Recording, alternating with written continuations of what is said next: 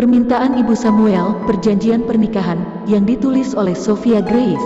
Setelah urusan rumah dan interior beres, Samuel mengungkapkan kepada ayah dan ibunya, bahwa Aileen sudah telanjur terikat kontrak untuk proyek penerjemahan novel online. Selama 8 bulan ke depan sehingga terpaksa tidak bisa menjalani bulan madu keliling Eropa setelah menikah. Saat itu sang pemuda sedang bercengkerama dengan kedua orang tuanya di ruang keluarga rumah mereka. Tina, sang ibu, langsung bangkit berdiri dan berkata dengan nada suara tidak senang, "Calon istrimu itu kok susah banget diajak menikmati hidup ya, mau dibelikan rumah besar malah ditolak, terus dikasih hadiah paket honeymoon keliling Eropa juga nggak diterima." Mama jadi bingung. Kok ada perempuan kayak gitu? Ditolehnya sang suami yang masih duduk tenang di atas sofa. Ditegurnya pasangan hidup yang telah menemaninya selama hampir 30 tahun itu, "Kamu sih mas, cari jodoh buat anak kita kok sembarangan. Kan lebih baik dari lingkungan pertemanan kita saja. Jadi seleranya sama dan gak bikin masalah seperti sekarang." Ruben menatapnya penuh arti.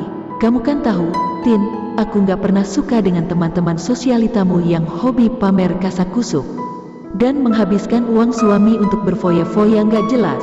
Karena itu aku ingin menantu kita nanti berbeda. Kulihat Aileen itu gadis yang baik, sederhana dan mandiri. Dia bisa memberikan pengaruh yang positif bagi anak kita yang pemalu ini." Terang pria berkepala botak itu panjang lebar. Sang istri mendengus sebal. Wajah cantiknya cemberut menandakan ketidakpuasannya terhadap perkataan suaminya tadi. Tapi nasi sudah menjadi bubur. Kesepakatan sudah telanjur dibuat oleh suaminya dengan Haris Benyamin, ayah kandung Aileen. Samuel juga tidak keberatan dijodohkan dengan gadis itu. Tina kalah suara. "Ya sudah, terserah kalau begitu," kata wanita setengah baya yang wajahnya masih mulus terawat itu mengalah. "Kebetulan paket honeymoon itu belum mama bayar, jadi masih bisa dibatalkan. Kapanpun kalian berubah pikiran dan bermaksud pergi bulan madu, bisa beritahu mama, nanti akan mama pilihkan paket yang terbaik." Ruben menatap istrinya sambil geleng-geleng kepala. Dia merasa sikap wanita itu terlalu diktator. "Sudahlah, Tin, biar nanti mereka sendiri yang memilih mau pergi bulan madu kemana, kan mereka berdua yang menjalaninya, bukan kita. Kamu sendiri juga secara sepihak menjodohkan anakmu dengan gadis tak dikenal," protes sang istri tak terima. "Tanpa bicara denganku terlebih dahulu, apalagi dengan Sam yang akan menjalani kehidupan perkawinan itu. Sudahlah, soal rumah dan masalah lainnya aku boleh nggak urusin. Tapi ada 3 hal yang aku harus campur tangan dan tidak boleh diganggu-gugat." Ruben diam saja menyaksikan kegusaran istrinya. Dia sudah biasa menghadapi hal itu sekian puluh tahun.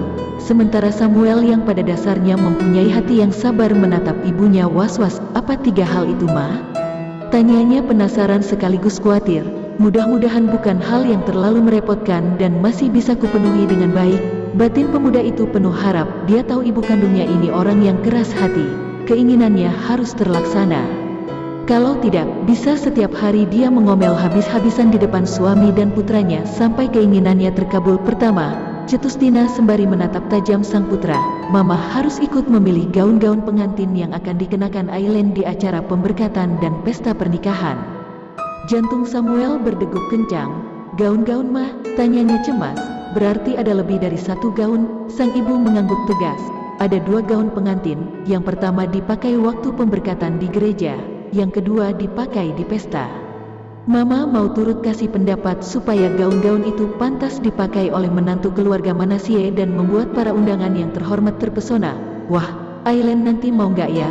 pikir Samuel cemas. Dia kelihatannya tipe gadis yang mau serba praktis dan nggak ribet. Gaun pengantin kan susah banget makainya, butuh waktu dan bantuan orang pula. "Ah, tapi biar aja deh," putus pemuda itu kemudian dalam hati. "Kuiyakan saja permintaan mama ini. Biar dia nanti kuajak ikut saja ke bridal showroom. Jadi mama dan Aileen bisa berdiskusi bareng soal gaun. Aku lebih baik jadi penonton." "Oke," jawab Samuel sambil mengangguk. "Lalu apa permintaan mama yang kedua?" "Mama mau ikut memilih souvenir yang diberikan pada para undangan waktu pesta. Harus yang bagus, mewah, dan berkesan, sesuai dengan martabat keluarga Manasseh." "Whatever you say, Ma," cetus pemuda itu dalam hati. "Kurasa Aileen gak akan mempermasalahkannya. Bisa-bisa dia malah pasrah dan membiarkan mama memilih souvenir sendiri. Hehehe. Lalu permintaan mama yang ketiga adalah," ucap Tina selanjutnya dengan sorot mata berbinar-binar. Mama minta waktu di atas panggung untuk menyanyikan lagu-lagu kesukaan Mama, juga kesempatan bagi teman-teman sosialita Mama untuk turut tampil juga. Samuel menghembuskan napas lega. Kalau itu sih, no problem, batinnya girang. Aileen gak akan mengurusi hal remeh-temeh seperti itu, karena ini sebenarnya sama sekali gak berkaitan dengan masa depannya. Pernikahan kami cuma pura-pura dan paling lama bertahan 2 tahun saja. Hehehe. Tanpa sadar pemuda tampan itu tersenyum, ibunya langsung menarik kesimpulan bahwa semua kehendaknya dikabulkan oleh putra kesayangannya itu. Dipeluknya Samuel dengan penuh kasih sayang. Semoga kamu hidup bahagia dengan Aileen ya Sam, ucapnya sungguh-sungguh. Kalau enggak, kamu harus meminta pertanggungjawaban papa, karena dialah yang memilih gadis itu untukmu. Samuel cengengesan saja. Sementara itu ayahnya bangkit berdiri dari atas sofa dan mendekati Tina. Ditepuk-tepuknya bahu istrinya tersebut dengan penuh keyakinan. Percayalah, sayang, kamu kan tahu sendiri, instingku mengenai kaum Hawa itu jarang salah.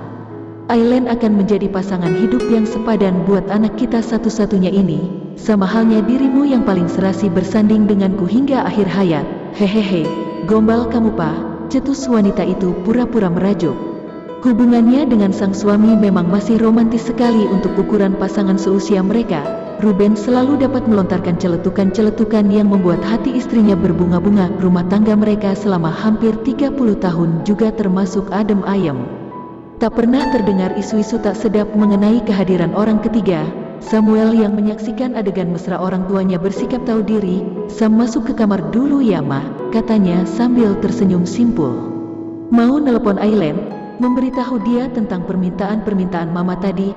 Oh ya, kalau begitu sekalian aja bilang sama dia kalau mama sudah bikin janji temu dengan desainer gaun pengantin besok jam 2 siang. Kamu jemput saja Aileen dan langsung bawa dia ke bridal showroom. Mama langsung ketemu kalian di sana. Deal, deal, jawab sang putra spontan. Dia lalu berjalan naik tangga untuk menuju ke kamar tidurnya. Tina menatap punggung anaknya sampai menghilang di penghujung tangga. Dia bergumam lirih, gak terasa anak kita sudah besar ya pa. Sebentar lagi dia membentuk keluarga sendiri dan meninggalkan rumah ini. Ah, betapa cepatnya waktu berlalu. Aku pasti akan merindukan dirinya. Lanjut ke bab berikutnya dulur-dulur semuanya. See you next video.